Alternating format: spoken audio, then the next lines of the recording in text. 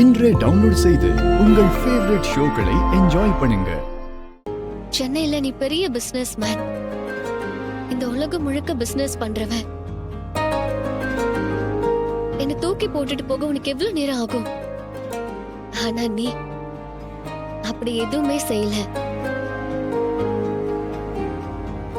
பொறுமை, பெருந்தன்மை, நல்ல குணம், சகிப்புத்தன்மை எல்லாம் சேர்ந்துதான் என் மனச கொஞ்சம் கொஞ்சமா மாத்தி உன்னை முழுசா ஏத்துக்க வச்சது.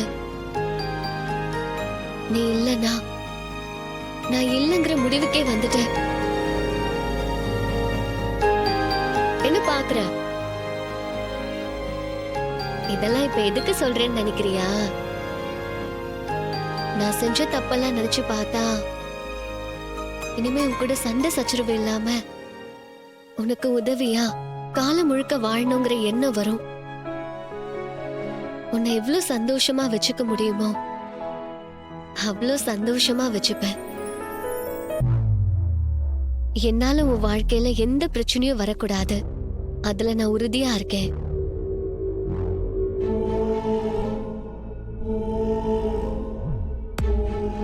பஞ்சாயத்துல நம்மள பிரிச்சு வச்ச நாள்ல இருந்து நான் எவ்வளவு கஷ்டப்பட்டேன் தெரியுமா? இப்பெல்லாம் உன்னை பார்க்காம உன் கூட பேசாம ஒரு நாள் கூட இருக்க முடியல. இப்ப பழையபடி வீட்டுக்கு வந்துட்டேன். இப்பதான் எனக்கு சந்தோஷமா இருக்கு.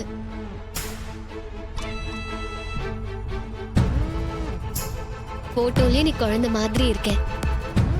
என்ன பாக்குற? தாடி மீச வச்ச குழந்தை மாதிரி இருக்கேன்னு சொல்ல வந்தேன். என்னடி போட்டோ கூட புருஷனை பார்த்து கொஞ்சிட்டு இருக்கியா? நீ என்ன என்ன சொன்ன? புருஷனோட வாழ்ந்தாதானே புருஷனோட அருமை தெரியும்னு கேவலமா சொன்னல. அந்த வார்த்தைய நான் மறக்கலடி. நீ பேசினது என் நெஞ்சுக்குள்ள முள்ளா குத்திக்கிட்டே தான் இருக்க. அந்த காயம் அவ்வளவு சீக்கிரம் ஆறாது. நான் தூக்கி வளர்த்த கழுத நீ என்னையே அசிங்கப்படுத்தி பேசிட்டல்ல. இதுக்கெல்லாம் வட்டி முதலமா உனக்கு திரும்ப கொடுக்காம விட மாட்டேன்டி. சொல்லு மருமவளே. அத்த, நீங்க கொடுத்த பணம் இங்க வீட்டுலதான் இருக்கு. நீங்க லஞ்ச ஒழிப்புத்துறைகிட்ட போன் பண்ணி விஷயத்த சொல்லிடுங்க. இந்த புது வருஷ தினம் அந்த டிரைவர் பயலுக்கும் ரேவதிக்கும் என் அக்காக்காரி குடும்பத்துக்கும் நல்ல நாளா இருக்கவே கூடாது. ஒரு பெரிய அதிர்ச்சியை கொடுக்கற நாளாதான் இருக்கணும். நீங்க உடனே போன் பண்ணி சொல்லிடுங்க அத்த. நான் இப்பவே சொல்லிடுறேன் மருமவளே. நகை விஷயத்துல அந்த சாமுண்டீஸ்வரி தப்பிச்சிட்டா. ஆனா இதுல இருந்து அவளால தப்பிக்கவே முடியாது. அவ அசிங்கப்பட்டு அவமானப்பட்டு உள்ள போறது உறுதி. சரிங்க அத்த, பாத்துக்கோங்க. நான் வச்சிடறேன். ஹலோ. ஹலோ, நான் ரேவதியோட ஹஸ்பண்ட் பேசுறேங்க. சொல்லுங்க. தெரியுது. எங்க நீங்க தங்கி இருந்த ரூம்ல ஒரு பிளாக் கலர் பேக் இருக்கு. நீங்க மறந்து வச்சுட்டு போயிட்டீங்கன்னு நினைக்கிறேன். பேக மறந்துட்டோமா? இல்லையே, நாங்க எல்லா பேக்கையும் எடுத்துட்டு வந்துட்டோமே. இல்லங்க, இங்க ஒரு பேக் இருக்கே. அது என்ன கலர் பேக்னு கொஞ்சம் சொல்றீங்களா? அதான் சொன்னேங்க, பிளாக் கலர். ஓ, அந்த கலர் பேக்கா? அது எங்க பேக் இல்லைங்க. உங்களுது இல்லைன்னா வேற யாருது? அது நாங்க நேத்து கேக் வாங்கிட்டு வரப்போ சந்திரகலா மேடம் எங்க கிட்ட கொடுத்து வீட்டுல வைக்க சொன்னாங்க. அவங்க பேக் தான் அது. அது நீங்க அவங்க கிட்டே கொடுத்துருங்க. சரிங்க.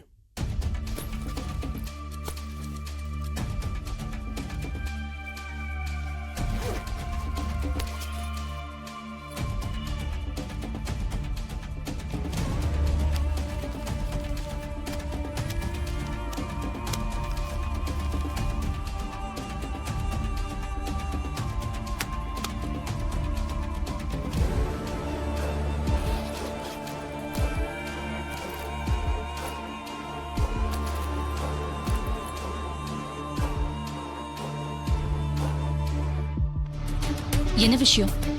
அம்மா, உங்களை நினைச்சா எங்களுக்கு ரொம்ப பெருமையா இருக்குமா. ஆனா நீங்க இப்படி செய்வீங்கன்னு நாங்க கொஞ்சம் கூட நினைக்கலமா. நீங்க என்ன சொல்றீங்கன்னே எனக்கு ஒண்ணும் புரியலையே. நான் அப்படி என்ன செஞ்சேன்? நீங்க ஊர்க்காரங்க எல்லாரையும் வர சொன்னீங்களாம். நாங்க பாதி பேர் வந்துட்டோம். இன்னும் பாதி பேர் வர்றாங்க. அவங்களும் இன்னும் கொஞ்ச நேரத்துல வந்துருவாங்கம்மா. நான் உங்களை வர சொன்னேனா? யார் அப்படி சொன்னாங்க?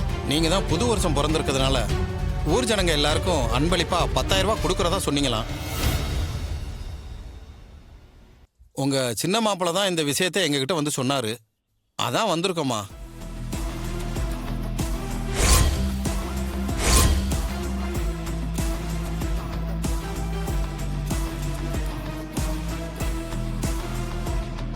அம்மா இதுக்கு முன்னாடி எந்த தலைவரும் அப்படி செஞ்சதில்ல. உங்களுக்கு பெரிய மனசுமா. அதான் 10,000 ரூபாய் பணம் கொடுக்கறதா சொல்லிருக்கீங்க. ஒரு நிமிஷம் உள்ள வா.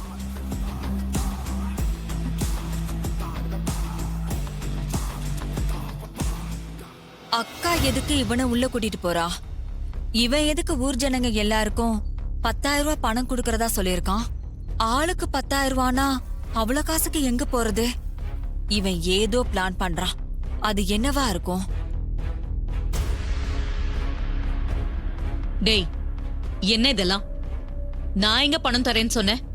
நீ எதுக்கு போய் சொல்லி ஊரெல்லாம் கூட்டியிருக்க? ஊருக்கு முன்னாடி என்ன அசிங்கப்படுத்தலான்னு பாக்குறியா? நீங்க தானே ஊர் தலைவர். புது வருஷம் பிறந்திருக்கு. உங்க கையில எல்லாருக்கும் பணம் கொடுங்களேன். எல்லாம் சந்தோஷமா வாங்கிட்டு போவாங்க.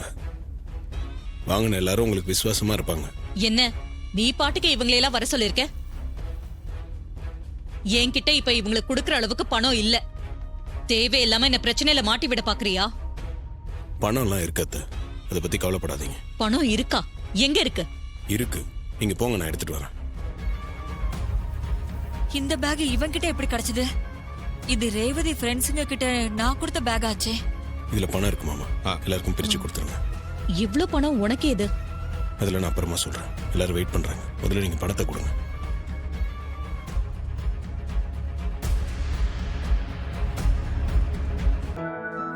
இந்தா. இந்தாங்க. நீங்க நல்லா இருக்கணுமா. ரொம்ப நன்றிம்மா.